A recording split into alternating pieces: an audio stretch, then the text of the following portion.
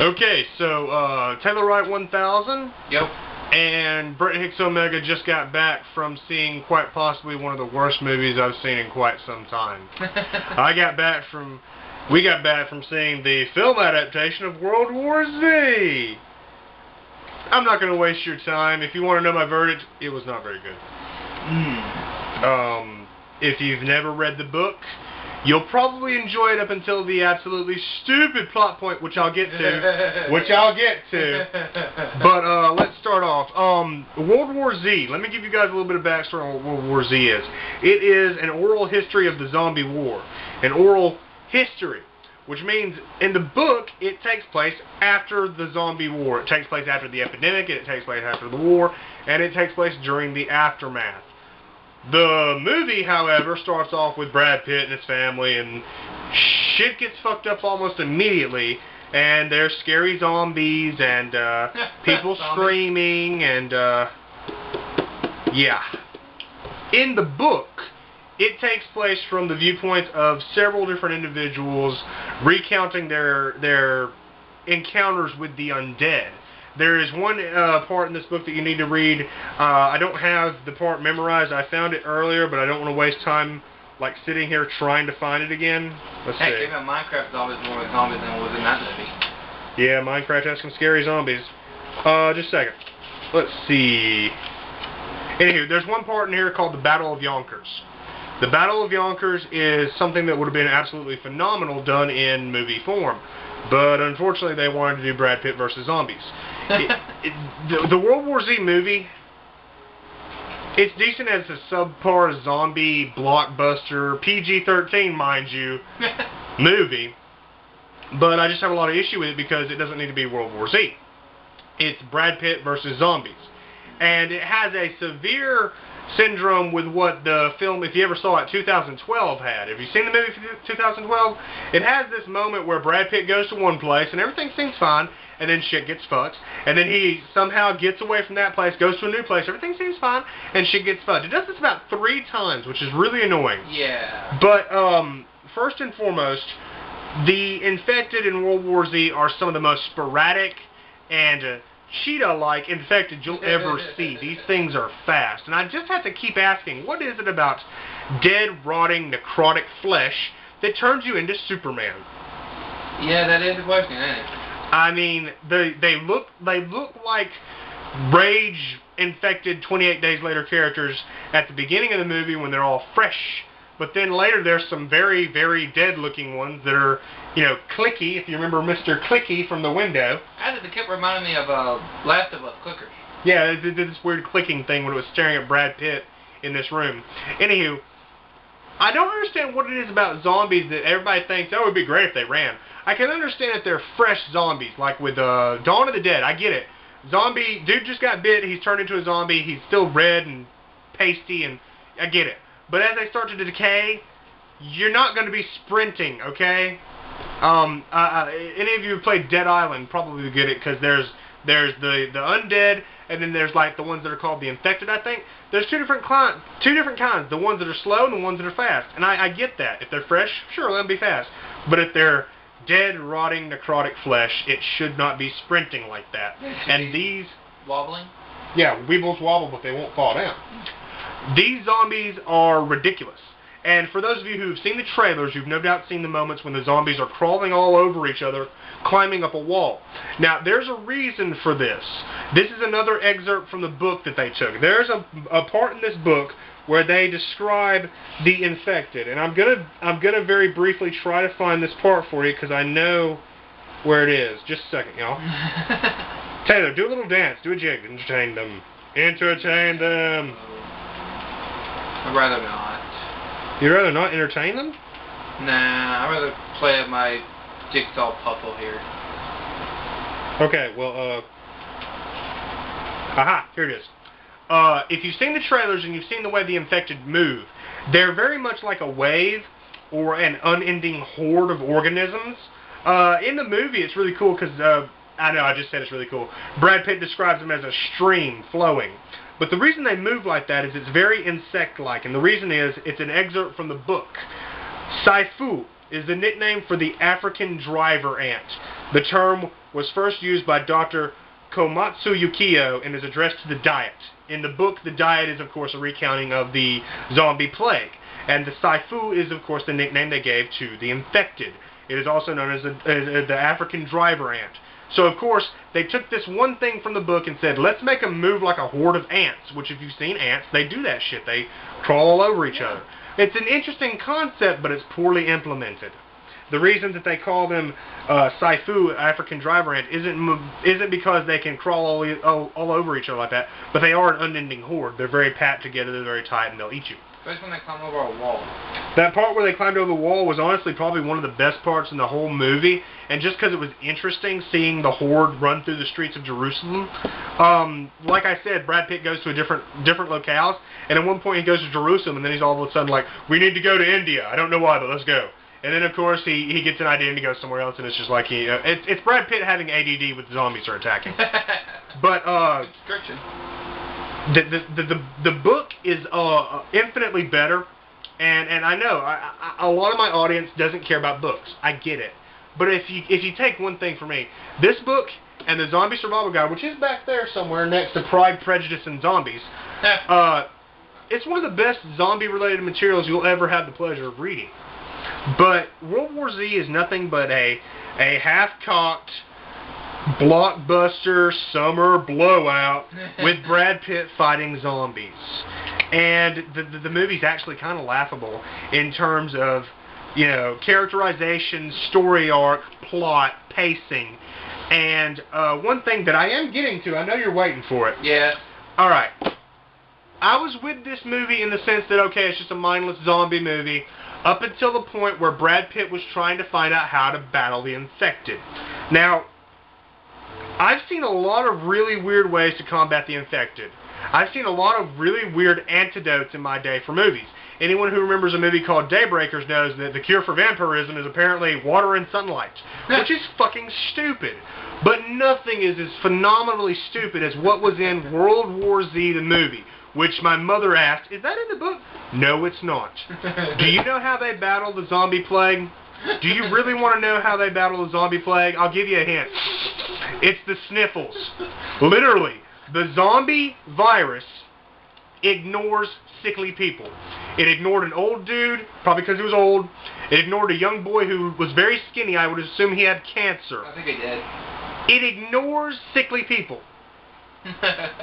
So Brad Pitt at the very end of the movie fights his way into a CDC-like containment center. If you don't know what the CDC is, it's a Center for Disease Control.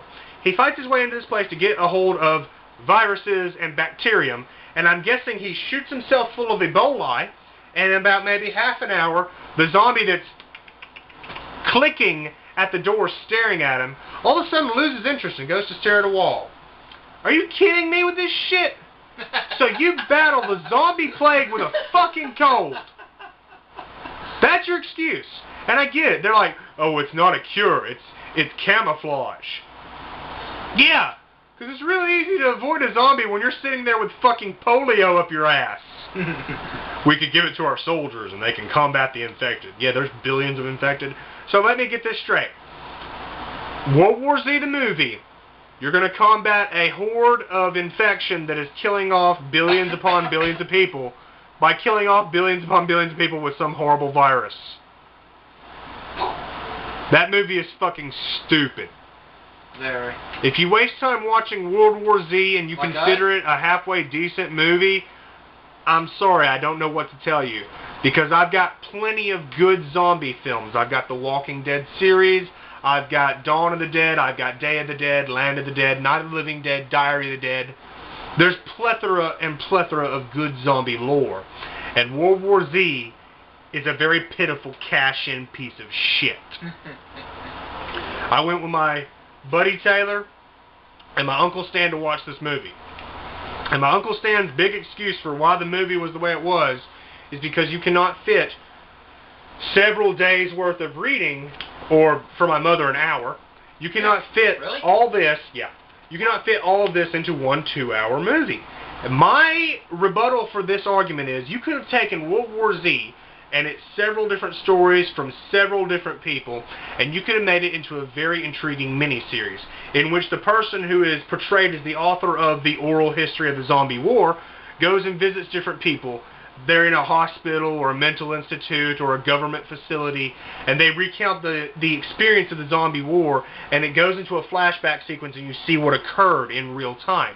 It would be an excellent miniseries, and it would be truer to this book, which was written by this lovely man, Max Brooks, as opposed to this movie that is just fucking abysmal and stupid. I know a lot of you get mad when I complain about certain things, like with my Resident Evil Revelations video, which was just splendid. But this is an instance in which I know what I'm talking about. This book covers a plethora of situations.